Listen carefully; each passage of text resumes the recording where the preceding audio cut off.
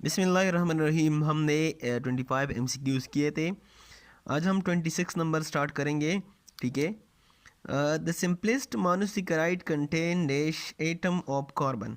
जो simplest monosaccharide है उसमें कितने कार्बन एटम होते हैं? उसमें 3 कार्बन एटम होते हैं। ठीक है। एक हमारे पास है अल्डोट्रायोसिस, ये अल्डिहाइड फंक्शनल ग्रुप इसमें है, और एक है डाईहाइड्रोक्सी कीटोन, इसमें कीटो फंक्शनल ग्रुप है। ठीक है। इसमें भी 3 कार्बन्स है और इसमें भी 3 कार्बन्स है। तो ये हमारे पास सिंपलेस्ट मोनोसेकेराइड है। Which of these is most soluble in water? इन चारों में कौन सा जो है वाटर में इजीली सॉल्युबल होता है? Sucrose, starch, glycogen and chitin. ठीक है। Glycogen, chitin, starch are polysaccharide, while sucrose is disaccharide. So disaccharide is more soluble than polysaccharide. ठीक है। तो करेक्ट ऑप्शन जो है सक्रोज है। सक्रोज से ज़्यादा ग्लूकोज सॉल्युबल है क्योंकि वो मोनोसेकेराइड है। Which type of RNA is most abundant in the cell? Cell में कौन सा आरएनए मोस्ट एबंडेंट है? ठीक है। आरएनए हमारे पास 3 किस्म के हैं। एक मैसेंजर आरएनए है, एक राइबोसोमल आरएनए है और एक जो है ट्रांसफर आरएनए है। ठीक है।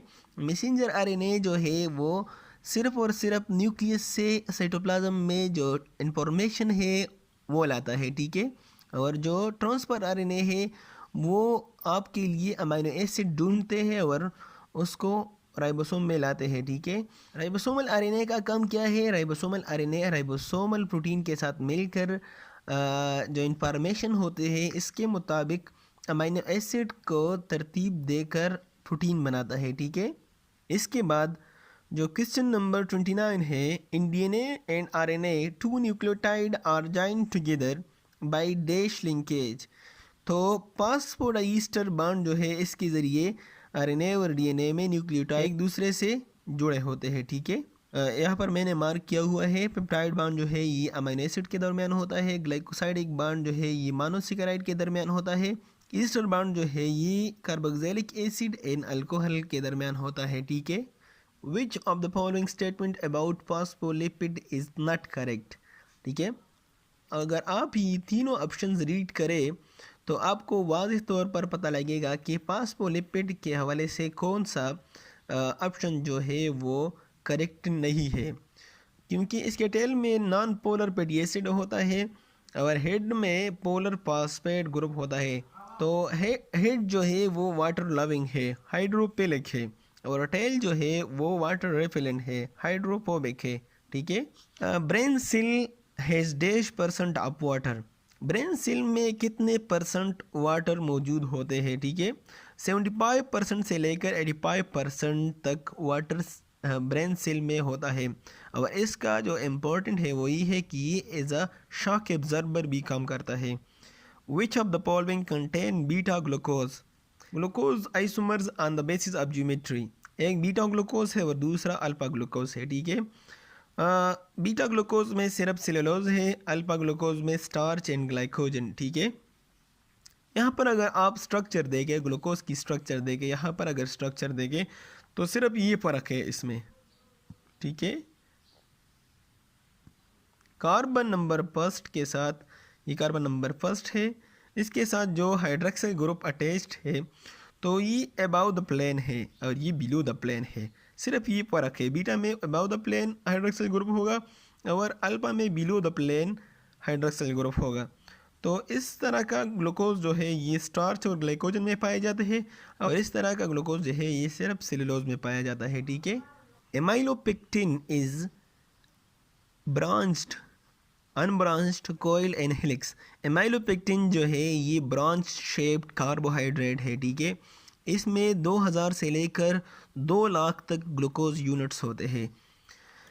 Question number 35, glycogen structure is similar to the structure of amylopectin. Amylopectin और ग्लाइकोजन का स्ट्रक्चर जो है वो तकरीबन सिमिलर होता है। ठीक है। Question number 36, a triglyceride is a macromolecule. Triglyceride जो है वो मैक्रोमॉलिक्यूल है। क्यों मैक्रोमॉलिक्यूल है? इसलिए मैक्रोमॉलिक्यूल है सबसे पहले ट्राइग्लाइसराइड जो है ये पेट्स की एक किस्म है और हमारे ब्लड में मौजूद होता है, ठीक है। इसकी अगर आप कंपोजिशन देखें तो इसमें ये जो है एक ग्लाइसिरोल से और 3 फैटी एसिड से बना हुआ होता है, ठीक है। तो ये मैक्रो मालिक्यूल है, ठीक है, पॉलीमर भी नहीं है, मोनोमर भी नहीं है, ये मैक्रो मालिक्यूल है, बड़ा मालिक्यूल है।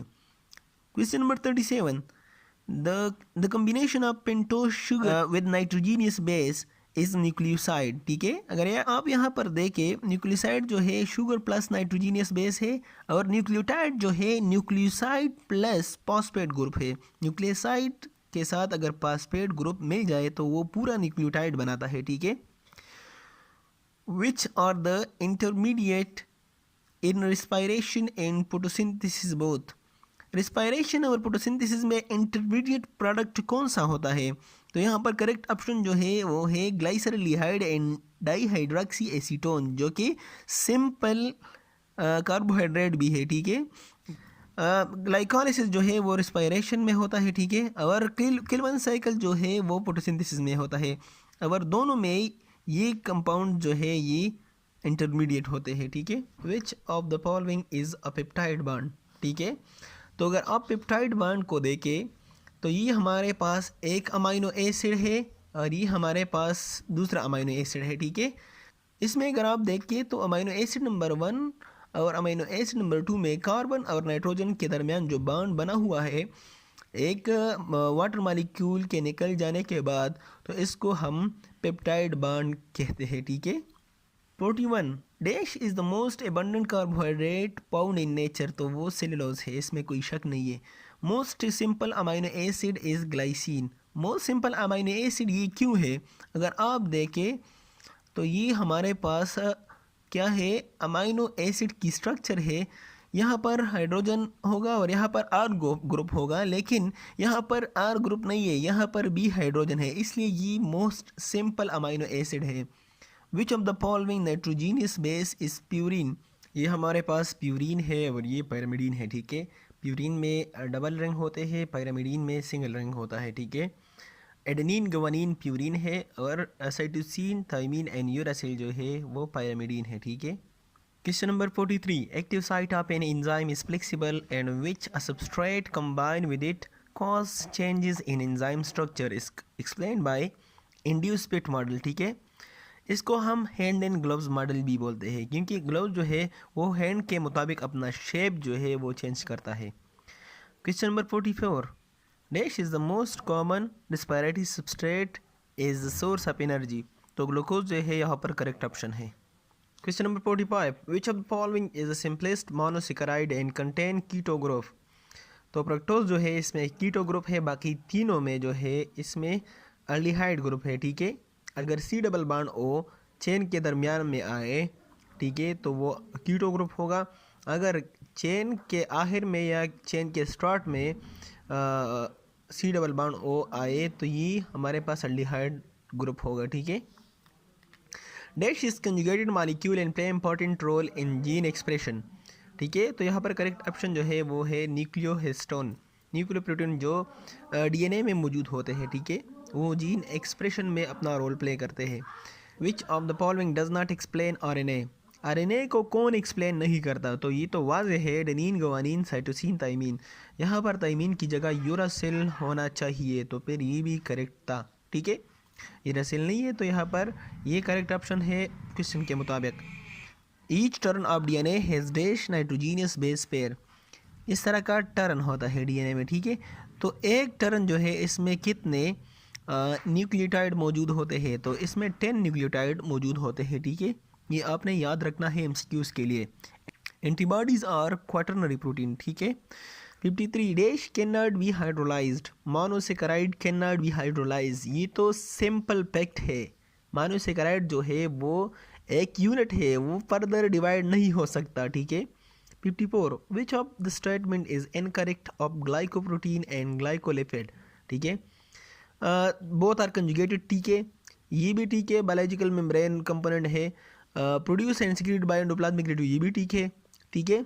इनकरेक्ट जो है both have role in extra cellular matrix of animal and bacterial cell wall, ठीक है। ठीक है, protein and polysaccharide present in extra cellular matrix of animal and bacterial cell wall. ठीक है, तो यहाँ पर इनकरेक्ट जो है about glycoprotein and glycolipid is B option.